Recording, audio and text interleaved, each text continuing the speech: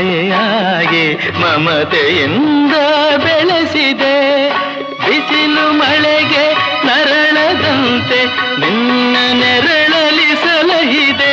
ಆ ಪ್ರೀತಿಯ ಮನ ಮರೆವುದೇ. ನಿನ್ನ ಕಂಗಳ ಬಿಸಿಯ ಹನಿಗಳು 100 ಕಥೆಯ ಹೇಳಿವೆ.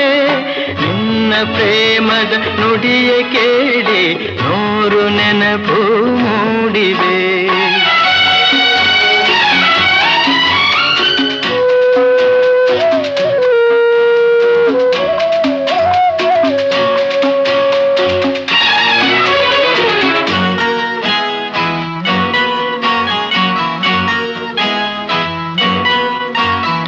ಬಳ್ಳಿಯಂತೆ ಹಬ್ಬಿ ನಿನ್ನ ಆಸರೆಯಲ್ಲಿ ಬೆಳೆದೆನು. ಆ